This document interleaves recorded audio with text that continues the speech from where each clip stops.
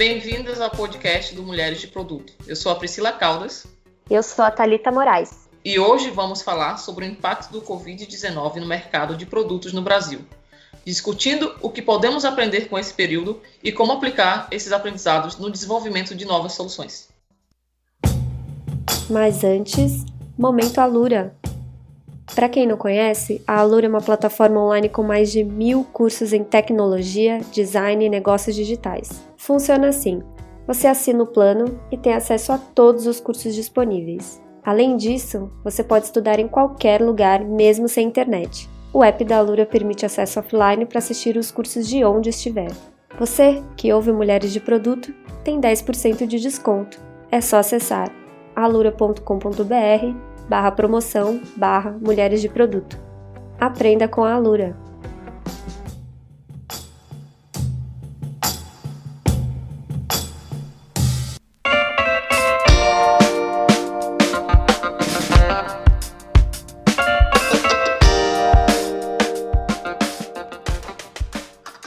Hoje a gente vai falar sobre o impacto da Covid-19 no mercado de produtos no Brasil com a Suene Souza. Se apresenta pra galera aí, Suene. Oi, pessoal. Eu sou a Suene, feliz em estar aqui. Estava falando com a Thalita, com a Priscila agora, que é meu primeiro podcast. Nunca fiz podcast, então mais feliz ainda de estar aqui com vocês. Obrigada, Thalita, pelo convite, Priscila. Bom, então me apresentando, eu sou a Suene. Eu trabalho com produto há mais de 10 anos. Alguns bons anos também como gestora de pessoas de produto. E eu acho que eu tive muita sorte assim, de trabalhar em lugares com pessoas incríveis, que acabaram me trazendo até aqui. Bom, eu tive passagens pelo Buscapé, pelo Enjoei, Magazine Luiza, e agora como diretora do Grupo Zap, eu cuido do time de produto do Grupo Zap. É um time grande, né, tem quase 30 pessoas, então a gente cuida de ponta a ponta aí dos negócios do Grupo Zap, de todos os produtos, as linhas de negócio estão nesse time hoje. Acho que é isso, então. Eu amo esse mundo de produto, de business, inovação, enfim, empreendedorismo. Exatamente, acho que porque eu gosto muito de gestão, eu me interesso muito também por comportamento humano, olhando aí uma parte que eu costumo chamar meio que abraçadora de árvore, que é um pouco de evolução pessoal, de autoconhecimento. Então, acho que isso é um pouquinho do resumo de quem eu sou. Legal, bem-vinda! Bom, indo então para a pauta principal que a gente vai falar aqui hoje, que é justamente o impacto da Covid-19 no mundo. Algumas pessoas já fizeram essa conta, né? Por exemplo, o Banco Mundial aponta a retração de 5,3% do PIB brasileiro. No mundo, esse percentual vai ser de 3%. O primeiro relatório da Kantar, que é uma empresa de pesquisa de mercado, aponta também que a desvalorização de ações de empresas de turismo e hospitalidade chegou a 70%. Setores como restaurantes e varejo também são amplamente impactados pela quarentena, que é uma medida super necessária para conter o vírus, então fiquem em casa se puder. O mercado derreteu e a gente vê agora algumas empresas conhecidas por seus produtos digitais sendo afetadas também. Então, Suene, para iniciar esse papo, queria saber o que você já viu de impacto, desses impactos da Covid-19 no teu dia a dia de trabalho. Acho que é uma situação, a gente tem ouvido muita palavra aí sem precedentes, de fato, principalmente talvez para a nossa geração, que vem de uma era tão abundante, é de fato uma situação bem sem precedentes para a gente. E de impacto que eu já vi no meu dia a dia, acho que mudou o dia a dia de todo mundo, né? Então, não tem como isolar isso, é um impacto 100% na vida. E eu tô vendo sempre olhando para duas frentes. Acho que tem um impacto gigante no isolamento, né? O isolamento social e as consequências que isso provoca, e no próprio negócio. Quando eu olho aí para o isolamento social e levar todo mundo para esse home office, as empresas estarem em trabalho remoto, eu vejo um impacto muito no bem-estar, né? No bem-estar das pessoas, do meu time, enfim, no meu bem-estar. Então, acho que E não, talvez a forma como eu falei deu a impressão que o trabalho remoto provocou isso, mas não, né? Então, esse isolamento social, qual é o impacto disso no bem-estar das pessoas? Tenho falado muito que a gente está vivendo um mundo VUCA, assim, na veia, né? Ficava muito ali como uma tendência, né? Muito rede social, muita informação, legal, o mundo VUCA. Acho que a gente está vendo ele na pele agora. E, enfim, para quem não conhece essa sigla, é o volatilidade, uncertainty, então a incerteza, a complexidade e a ambiguidade. Então, a Covid nos trouxe esse mundo VUCA no dia a dia. E aí, olhando também para a dinâmica de trabalho. Então, quais são as dinâmicas novas que esse isolamento social tem impacto no nosso dia a dia, né? Então, enfim, quais são as melhores práticas? Está todo mundo, acho que, aprendendo a lidar com essa dinâmica de trabalho nova. E olhando para o negócio, então, acho que é bem isso que você falou. A gente está vendo negócios inteiros derretendo. Então, o setor como um todo aí caindo 50%, 60%. Alguns setores chegando a 90% de derretimento. Turismo, né, por exemplo, bares, restaurantes aí na casa dos 70%. Loja de departamento, moda também 70%, 60%. Então, de fato, é uma situação muito sem precedentes. Do negócio onde eu estou inserida, especificamente, então, o Zoopla, ele é um grupo Zap, de UK. Ele soltou um estudo que 70% das pessoas vão pausar a procura por imóveis, né, nesse período, e a gente vê algo muito parecido também no Brasil. A gente também soltou um estudo parecido, fazendo pesquisas com consumidores, se eles continuariam buscando, e a gente tem um número aí muito parecido, na casa de 50%, 60%, falando que essa busca, que eles vão dar uma pausada, ou vão pelo menos diminuir essa busca. Juntando tudo isso, até, gigante de tecnologia também, né, divulgando projeções de perdas muito fortes. Então, as gigantes ali americanas, Facebook, Google, Twitter, Snapchat, acho que eram essas 4 maiores, falando aí de uma perda de 40 bilhões de dólares em publicidade. Então, enfim, acho que todo mundo reportando perdas muito, muito fortes, né, nesse período. Uma coisa que me chamou bastante atenção é o fato das empresas que a gente tem considerado como referências em produtos digitais, né, terem sido tão afetadas também, né? Então, a gente teve o óbvio, que é o fato de comércio fechar, bares e restaurantes terem que fechar também. Então, isso realmente a gente já esperava, eu pelo menos, né, esperava que o impacto realmente seria muito alto. Mas me chamou a atenção o fato das empresas de tecnologia mais conhecidas, né, que recentemente também viraram unicórnio, terem sido fortemente impactadas, né? Isso para mim acendeu uma luz de como esses produtos, na verdade, refletem coisas que a gente precisa fazer no dia a dia muito cara a cara, né? Então, eu achei isso muito curioso. Eu não sei, talvez algo similar ao que você está vendo no teu dia a dia, né, no negócio do Grupo Zap. Então, o que você acha que essas empresas vão olhar de diferente, vão fazer de diferente para sair dessa crise, né? Tiveram pessoas que me procuraram para perguntar sobre essas demissões e falar, mas tal empresa não recebeu R$1 bilhão, por que está demitindo agora? Tem N variáveis para a gente olhar aí, né? Então, como foi, em que parte do negócio esse investimento chegou? Então, às vezes esse investimento também já estava alocado. Tem uma série, não é, quando a gente pensa que elas são unicórnios, não é 1 bilhão em caixa, né, gente? É bem diferente. Tem acho que esse primeiro ponto. Respondendo a sua pergunta, todas as empresas, sejam elas startups, unicórnios, empresas já consolidadas, nesse momento, todo mundo parte do mesmo, acredito eu, tá? Tô respondendo pelos outros, mas é comitê de crise, então, administração de 1900 e bolinha, e é para onde a gente volta nesses momentos. Então, se voltar para, primeira coisa, proteção de caixa. Então, é o que está todo mundo buscando.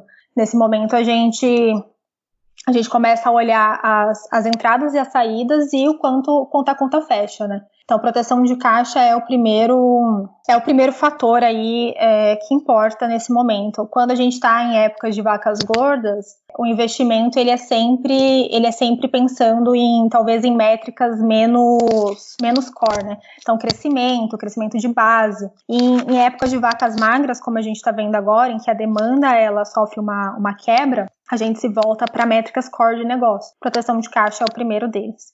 Então, começar a cortar custos não essenciais, ferramentas, enfim, fornecedores não essenciais, para a gente começar a ter um pouco mais de controle desse fluxo de saída, porque o fluxo de entrada começa a não ser tão previsível. Então, para ter essa resposta de se estamos saudáveis ou não, é a primeira frente que a administração da empresa vai olhar, né? Então, a gente controla um pouco esse fluxo de saída, porque o fluxo de entrada ele acaba sendo muito variável. O que a gente está vendo no mercado é isso, né? Então, conversando também muito com colegas aí de mercado, vem variando muito, né? Semana a semana é estamos aí no momento de muita variação desse mercado, do mercado como um todo. Então, proteção de caixa é o mais essencial nesse momento. E depois aí a gente passa, acho que ainda olhando para esse comitê de crise, então, para projeções, para planejamento de cenários. Então, num cenário mais positivo, como a gente vai sair disso? Num cenário mais negativo, em que a gente fica aí em isolamento social por mais 3, 6 meses, como isso se dá? Então, as previsões e os planejamentos de cenários a partir disso. E começar a pilotar o negócio na unha, né? Então, também é outra medida aí que a gente tem feito dentro do Grupo Zap, é pilotar de fato o negócio ali na hora a hora, dia a dia, e tomando ações a partir disso, do que o dado está dizendo para a gente.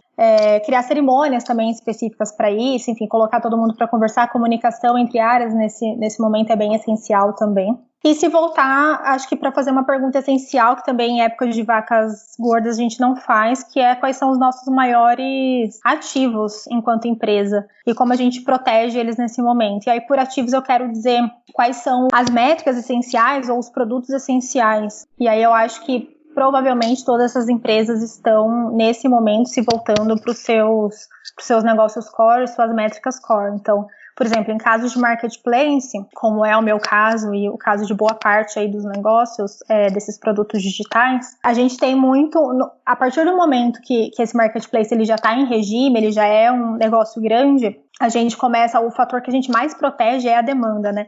Porque se ela quebra todo o resto. Então, quebra a geração de negócio, portanto, quebra pagamento e a roda vira uma roda não virtuosa. Então, olhar muito para esse tipo de métrica essencial. Por exemplo, demanda. Então, como a gente consegue ainda fazer com que essa demanda não quebre essa roda. Por exemplo, no nosso caso, vamos usar de exemplo, o que o usuário vai ter mais dificuldade, o consumidor vai ter mais dificuldade nesse momento? Por exemplo, fazer uma visita. Então, a gente tem como propiciar isso no mundo digital? A gente tem, legal. Então, parece que a gente consegue dar um pouco mais de tração para isso, legal, vamos fazer. Então, começar a priorizar por temas que falem muito com esse negócio core e esquecer, talvez, um pouco do que fala muito com métricas, talvez, não tão essenciais, assim, para um negócio saudável. A resposta rápida também, né, claro, acho que é algo que a gente já trabalha muito em produto digital, ser rápido, ser ágil, trabalhar em mindset ágil, mas agora mais do que nunca é extremamente essencial que a gente responda tudo isso rápido. Então, faça análises rápidas, tome ações em cima disso rapidamente, explore, enfim, entenda já qual é a solução muito rapidamente, coloque isso para rodar, enfim. Então, resposta rápida acho que fala muito sobre o negócio morrer ou não nesse período. E a comunicação, que eu acho que eu acabei citando também, é um ponto também que eu acho bem crucial. Tá todo mundo comunicado, né? Não só a comunicação, mas fazer essas ações em conjunto. Então, colocar todo mundo para conversar dentro, enfim, de design, produto e engenharia, mas também com outras áreas. E, além disso, fazer comunicação externa também, né? Então, para os clientes, para os consumidores, o que a gente está fazendo nesse período para contornar. Acho que comunicações também são essenciais, comunicações externas nesse momento são essenciais. Essa questão das empresas estarem se adaptando em relação a esse novo cenário que a gente está tendo, né, com esse vírus. E eu queria que você falasse, assim, no seu ponto de vista, o que é que você acha, qual que vai ser agora o impacto do mercado, né, com o home office? Você acha que agora as empresas vão olhar diferente, trouxe um setor diferente com isso em relação à pandemia? E que se as empresas vão se adaptar ao home office por conta disso, o que é que você acha que pode acontecer nesse momento? Eu acho que sim, Priscila. Eu acho que seria mais uma vontade nossa em falar que todo mundo a partir de agora vai fazer um home office e vai ver isso com bons olhos. Acho que é mais uma esperança do que de fato vai acontecer depois que que a pandemia passar. Mas eu acho que a gente plantou boas sementinhas do bem nesse período. Então, eu não tô dizendo onde eu trabalho, porque a gente já fazia home office.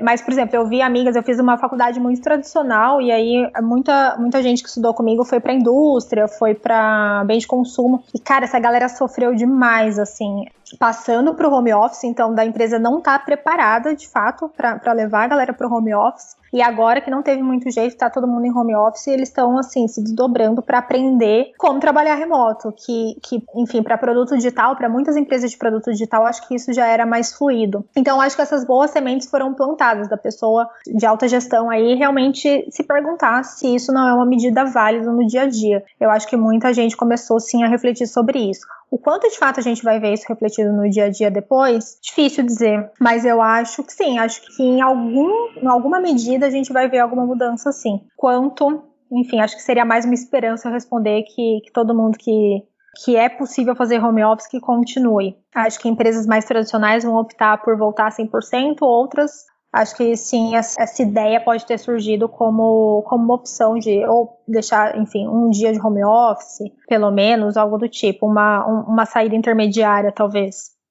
Suene, você acha que o home office como um novo hábito, tá um pouco cedo ainda para a gente estabelecer realmente ele como um hábito, né? Você acredita que ele também pode significar novas oportunidades de novos produtos no mercado? Então, pensando nos produtos digitais que foram amplamente atingidos nessa crise por darem suporte a algo que sempre foi feito cara a cara, né, digamos assim. Então, por exemplo, visita a imóveis, ida a academias, etc. Você acha que o fato da gente precisar fazer home office agora pode também significar uma oportunidade de novos produtos para essas empresas? Com certeza. Se eu for usar aí meu exemplo pessoal, foi ali naquele comitê de crise, foi algo que uma das primeiras coisas que a gente se perguntou foi como ainda movimentar aquela roda virtuosa que eu falei. Um dos pontos se está todo mundo dentro de casa, como que a gente faz para ainda possibilitar uma visita virtual, por exemplo. Então, por exemplo, a gente subiu tour virtual, que era algo que estava ali no Nice to Have, a gente ia fazer já, mas não ia fazer agora. Então, a gente trouxe isso para agora. E tô vendo vários produtos fazer. Então, a gente tem entregas, delivery, fazendo entrega sem contato. Tô vendo muito produto gringo se mexendo para isso. Uma coisa muito legal que junta, na verdade, startup aí, enfim, se movimentando nessa pandemia com o home office de fato, que foi... tem uma startup americana, chama Spaces, e ela produzia realidade virtual para parques de diversão. E, obviamente, a receita dela foi para zero, né? Os parques de diversões todos fechados. E eles pivotaram o produto para usar a realidade virtual em reuniões do Zoom para grandes empresas. Então, fazer projeções das pessoas em reuniões do Zoom. Cara, fantástico isso, né? A forma como eles pivotaram o produto. Airbnb, enfim, abriu experiências online aí na semana passada. Eu vi dados da China no período de isolamento, por exemplo, falando aí do mercado imobiliário, a China teve, acho que foram 300 ou 400, algo do tipo, 1.000 visitas virtuais por dia de imóveis, né? Então, cara, sem precedentes, né? Então, eu vi Cielo também divulgando que pagamento por link dele subiu 200%. Acho que em todos os setores a gente tá vendo essa passagem quase que forçada para o digital, né? Mídia e entretenimento é outro ponto, então televisão, jornal, estúdio de cinema passando para online. Tem grandes estúdios fazendo estreias agora na televisão, né? Isso era, enfim, impensável antes. Varejo, então, varejos que ainda não estavam no online, estava vendo varejo de luxo que tinha um pouco de tendência a ainda, enfim, conservar a experiência ali da loja, então tentava não levar isso muito para online, levando. E uma reflexão também de grandes varejos americanos, tipo a TJ Maxx, Marshall, que o estoque deles, o inventário deles é muito desorganizado e por isso eles não estão no online, como isso vai afetá-los muito mais do que outros que já estavam no online, com certeza vai afetar demais. Exercício e esportes, né, então bombando, e aí abre muita oportunidade para pessoa física mesmo, então tô vendo muita gente, muito personal, por exemplo, criando grupo específico dentro do Instagram, aqueles melhores amigos e cobrando por isso para dar aula, fazer aulas online, que as pessoas se exercitam em casa, enfim, cursos, né, setor de cursos também bombando. Para onde a gente olha, teve muita oportunidade das pessoas se reinventarem e pensarem como continuar com seus negócios aí, ou pivotando, ou iterando o produto para continuar no mercado. E você comentou de resposta rápida, né? Eu vejo que a maioria das pessoas e empresas realmente tem mostrado uma resposta bem rápida para atacar os efeitos dessa crise. Eu também tenho visto bastante pequenos empreendedores se unindo, criando novos produtos, enfim, acaba sendo realmente uma oportunidade de se reinventar, né? Eu acho que a tecnologia ajuda bastante também, né? Acaba unindo as pessoas de um modo mais fácil. Que bom, né, que tá todo mundo se aproveitando, digamos assim, da tecnologia para reinventar seus produtos e seus serviços. Totalmente. E você falou agora de pequenos produtores, o quanto o Instagram está sendo uma ferramenta para isso, né? E aí acho que também é um link para gente que estamos em outros negócios pensarmos também onde está esse público. Tá todo mundo no Instagram e como a gente faz para aproveitar isso. Então, para chamar a atenção da onde está essa demanda. Enfim, voltando ali no ponto dos pequenos produtores, o quanto cafezinhos, a floricultura, por exemplo, que eu compro, é uma senhora que cuida, a Leda, inclusive, maravilhosa. E ela, cara, ela é, assim, é uma pessoa bem old school, de não, enfim, não usar nem muito WhatsApp. Cara, ela toda se reinventou para começar a atender as pessoas pelo Instagram, pelo WhatsApp, e continuar o negócio. Ela tava fazendo N vendas todos os dias, ela saiu até acho que no Estadão, se não me engano, por conta disso, na Folha, enfim. Então, todo esse movimento, de fato, de pequenos produtores indo, e eu tô vendo muito atendimento pelo Instagram, que se consolida aí muito como uma plataforma, né, de vendas, e pelo WhatsApp também. Então, subindo o catálogo no Stories para fazer essas vendas, aí já faz o atendimento ali pelo WhatsApp.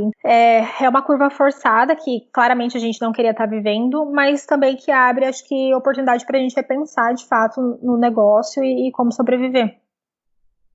Inclusive, né, por conta desse impacto global do Covid que a gente está vivendo agora, as empresas, principalmente as empresas tradicionais, estão sendo forçadas a implementar dentro da sua política ou cultura empresarial a inovação, né, fazendo, assim, grandes impactos imediatos do futuro por conta do Covid-19, fazendo com que exista realmente, de fato, uma aceleração digital, né? Então, isso é bem interessante que você está colocando. O Instagram está ganhando força no mercado, né? O Instagram não era uma ferramenta que estava, quando agora está sendo vista para pequenas empresas, e grandes empresas também já estão vendo isso. Estão implementando essas ferramentas para atendimento, então estão usando armas, né? E estão trazendo também inovação para poder combater esse momento em que esses produtos digitais foram afetados, né? Então, esse impacto devido à quarentena, querendo ou não, está sendo um aprendizado muito amplo para todas as empresas, né, em relação a entender o quanto que a tecnologia pode ajudar, né? Total. E acaba sendo uma curva forçada. Obviamente, a gente já vinha muito para um mundo digital, mas o quanto disso, né, estava de fato no digital. E essa fase, ela se torna muito uma curva forçada para isso. Então, voltando lá, por exemplo, no caso de mídia. Cara, jornal, eu acredito, e aí olhando para uma tendência, jornais tiveram que passar tudo para online. Eu acho que é um caminho sem volta. É uma das coisas que eu acredito como tendência. Uma vez passado isso, não sei se o jornal volta a ser sem impresso. Vai voltar sem impresso, claro, mas enfim, numa demanda muito pequena. Sempre vai ter a galera, acho que vai curtir, enfim, tomar seu cafezinho ali na padaria com o jornal, mas isso vai ser muito pequeno. Então, acho que a indústria de mídia é uma mídia de entretenimento muito que sofre essa curva, sofre ou enfim, é uma oportunidade, né? Forçada, com Netflix aí então despontando muito na frente de produções de cinema, ou tendo produções de cinema com estreia em casa e, enfim, no online. Então tem setores que de fato essa curva ela se torna, acho que não tem volta.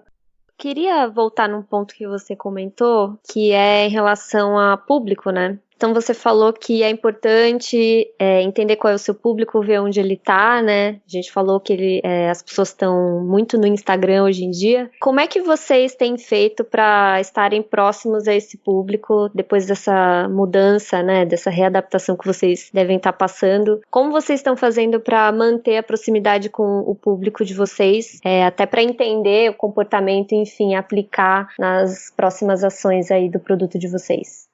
Legal. A gente olha muito sempre para B2C, B2B, então como frentes um pouco apartadas, porque são públicos muito diferentes, né? Então um é o próprio consumidor, é a gente quanto pessoa física, e o outro é um público CNPJ que merece um outro tipo de tratamento, exatamente porque são empresas. Então, não estou comparando os dois, estou dizendo que obviamente são canais diferentes e comunicações diferentes. Para ambos, olhar muito para a comunicação, então voltando, acho que no primeiro ponto lá, que eu falei sobre comunicação externa, e a gente se comunicar muito com o que a gente está fazendo para promover ainda negócios ou, no caso de consumidores, por exemplo, visitas, e ainda continuar suportando, aportando, enfim, negócios e visitas para esses públicos. Então, comunicação sempre, muita comunicação. Para o público B2B, que são os nossos clientes, então a gente montou toda uma estratégia de comunicação para isso. A gente criou uma página específica para apoiá-los nesse momento, então promovendo várias parcerias. Isso não existia antes, foi uma oportunidade que surgiu a partir disso e que com certeza a gente vai continuar. Então, parcerias, por exemplo, de mecanismos para fazer o próprio tour virtual, por exemplo. Precisa, enfim, de todo um equipamento diferente, a gente está com uma parceria, por exemplo, para fazer isso. Entre outras. Promover dados para esse público foi algo que também a gente viu que seria extremamente importante, que eles estariam carentes, perdidos nesse momento, e foi uma outra frente também a gente olhou muito para promover dados, para promover projeções e falar um pouquinho com esse público do que a gente está vendo de tendência e do que vem pela frente. Suene, bom, a gente falou bastante de como está o cenário atual, né? Mas a gente sabe que muito provavelmente o mercado não vai ser mais o mesmo depois que a quarentena e, enfim, esse período passar. Então, queria saber qual que é a sua aposta para o período pós-quarentena. Então, acho que a gente tem visto muitas tendências aí sendo desenhadas em questões de mudanças de economia, e aí falando num capitalismo novo, mais colaborativo, da gente consumindo menos, comprando de pequenos produtores, né? Enfim, foco mais no ambiente, nos impactos do nosso consumo. Tem N frentes, eu acho, que se desenham e a gente projeta para esse pós-Covid. Realidade virtual, por exemplo, é uma outra coisa que a gente falou aqui hoje, que tem muito analista aí que projeta que vai vir com tudo depois desse período de confinamento e depois que cadeias de suprimento local vão ser mais fortes. Tem N frentes aí que tem essas projeções aí de futuro, futurísticas, digamos assim. Mas acho que a minha resposta vai ser quase um balde de água fria, voltando até no que a gente falou lá do trabalho remoto. Eu acho que é mais uma projeção da gente querendo ter esperança de um mundo melhor do que qualquer mudança de fato, sabe? Eu não sei se de fato a gente vai ver tendências assim tão concretas se consolidando. Claro, a gente tem um processo óbvio, né, de aceleração de tecnologias. Eu acho que aconteceriam mais lentamente e o Covid acabou acelerando e isso não tem volta, né? Que é, por exemplo, o caso que a gente já falou de jornais, né? Uma vez no online esquece, para sempre ali no online. Cantores, por exemplo, né, descobrindo as lives. E aí, de novo, eu faço uma aposta muito grande para o setor de entretenimento e de mídia. Mas eu não acredito em alterações assim tão abruptas, sabe, como longo prazo. Eu acredito que, claro, é um período muito importante pra gente e, de novo, né, para nossa geração, acho que a gente é muito abrupto e sim, acho que vai provocar reflexões de cada um. Mas enquanto sociedade, na soma de todos nós juntos, eu acho que essas transformações elas se dão muito mais lentamente. E eu acho que, enfim, eu acho que é o cenário que a gente está. Então, eu vejo muito mais que a gente está num período, eu acho, de transição. Quase relembrando o porquê a Idade Média chama Idade Média, porque não está nem lá nem cá. E para mim, a gente está nesse período de nem lá nem cá. Então, Covid, sim, acho que provoca reflexões muito estruturais em cada um. Mas, enquanto sociedade, enquanto tendências macro, eu não sei se a gente vai ver mudanças tão abruptas. E aí é mais um lado racional meu, tá? Falando. Não é que eu não gostaria de ver, eu gostaria muito, mas meu lado racional me chama e fala que eu acho que é mais um querer do que, de fato, é o que eu acredito que vai acontecer. Mas, claro, acho que sim, como a gente falou, acho que empresas, a gente plantou boas sementes aí no coração de alto escalão aí de algumas empresas em empregar mais trabalho remoto. Acho que tem uma questão, a gente teve há uns 5 anos atrás aí o surgimento de Acho que teve uma escala muito grande há 5 anos atrás de fintechs. A gente está no momento de proptechs, que são as startups de construção e, enfim, mercado imobiliário. E agora me parece que vem muito forte, já há 1 ano, 2, a gente já está vendo, eu acho que acelera muito, que é o setor da saúde. Então, acho que é uma outra tendência que a gente vai ver muito aí.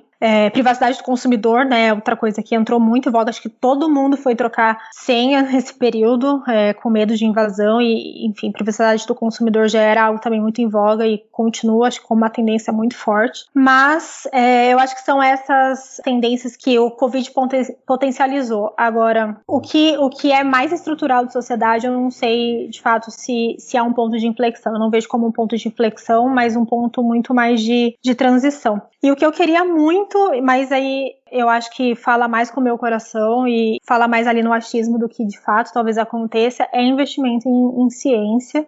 Bill Gates, por exemplo, da vida aí aportou bilhões para achar a cura e me parece que grandes farmacêuticas e os bilionários do mundo vão olhar muito para isso a partir de agora. Mas, de novo, eu não sei se é mais um querer meu do que de fato será uma tendência, mas espero que sim.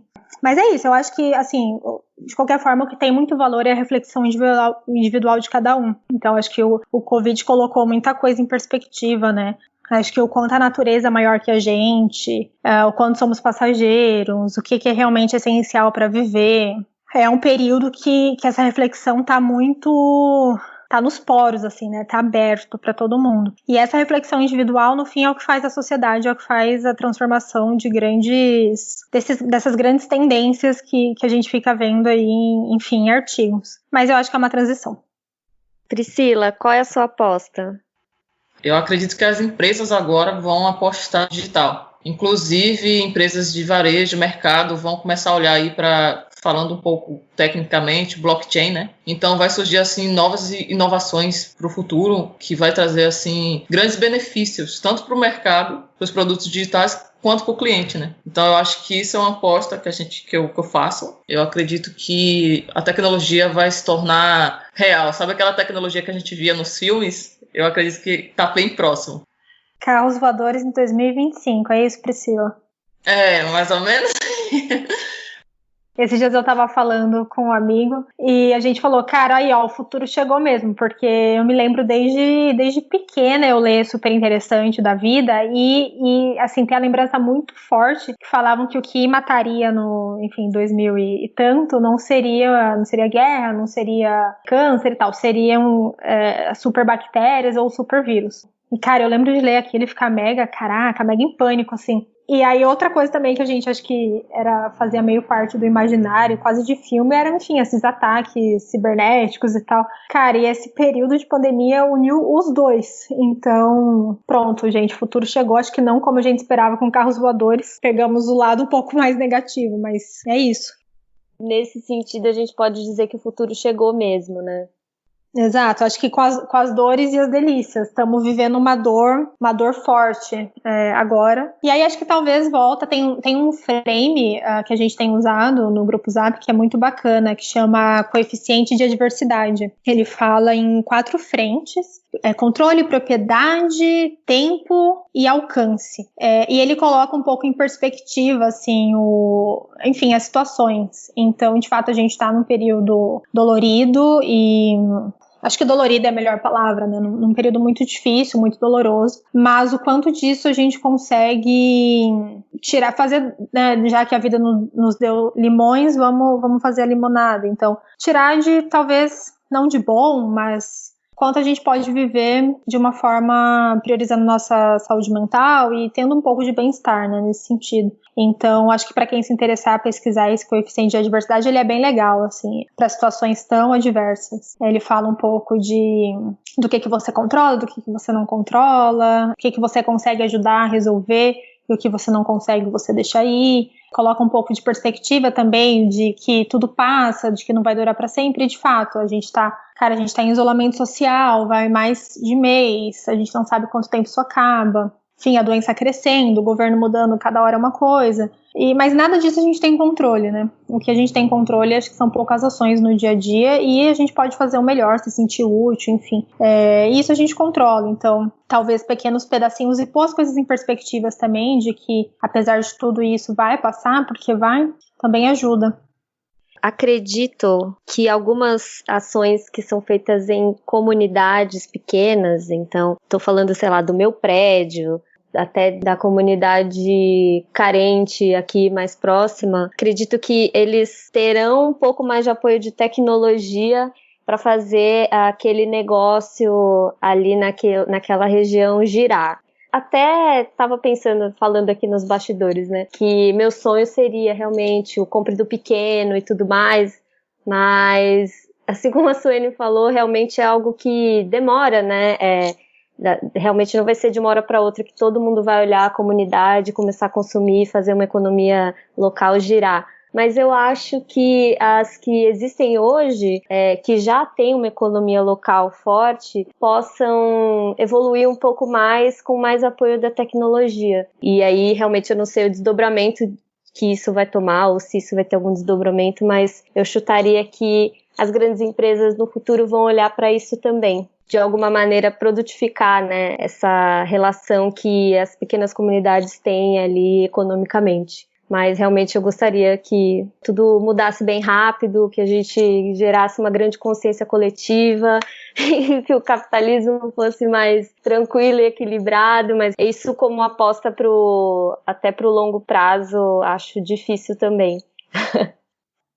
Não, total. E olhando para, acho que para isso de produção da comunidade e, enfim, comércio local, e como grandes empresas se encaixam nisso, grandes ou médias empresas, enfim, acho que a gente tem visto muitas iniciativas nesse sentido. Então, grandes grupos como a dona da Louis Vuitton, por exemplo, produzindo máscaras, distribuindo isso, assim como negócios menores, negócios médios, também olhando muito para a comunidade. Então, eu vi empresas oferecendo hospedagem de site de graça ou reduzindo o custo, mesmo os cursos que a gente está vendo, cursos profissionalizantes, enfim, sendo oferecidos de graça. Então, acho que tem toda uma perspectiva aí dos negócios, das empresas, de olhar e, ok, né, como a minha demanda não está, a roda lá virtuosa não está girando normalmente, como então eu consigo ainda me manter aqui de pé e ajudar, acho que todo mundo, acho que rolou esse senso de ajudar e de olhar assim.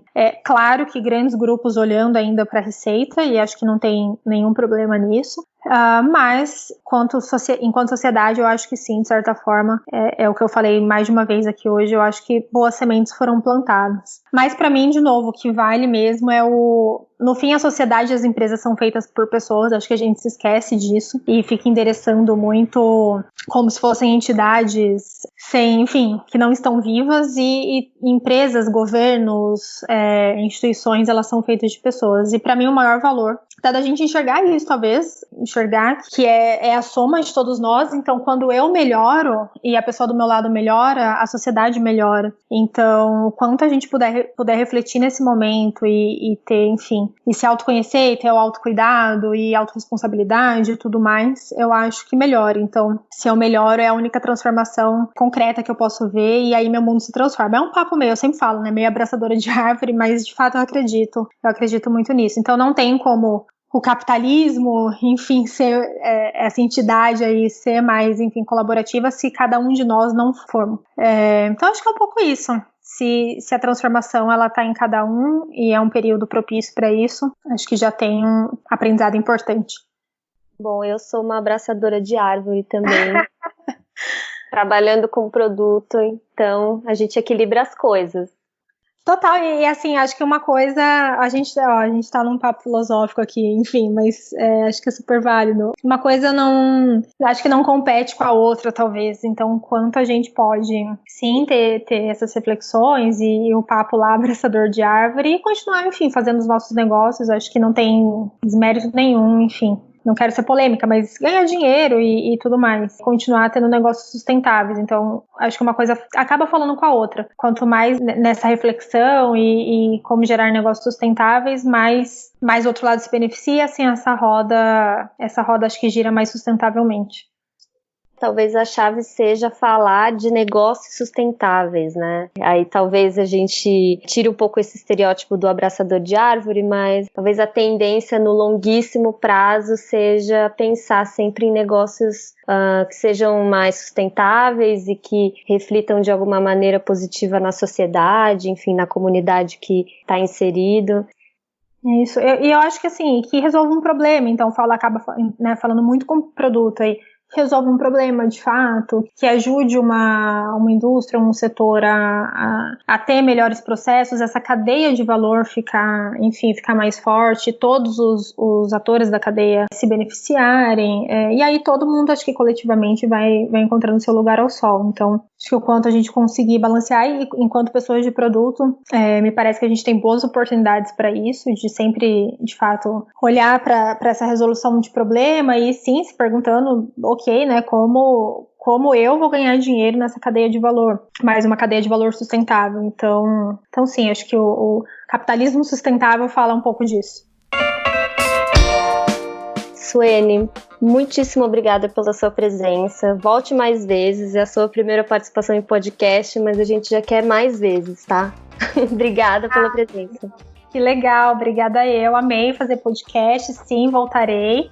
Então, bom, deixa um contato para as pessoas te procurarem, quem quiser saber mais sobre mercado, quem quiser trocar uma ideia.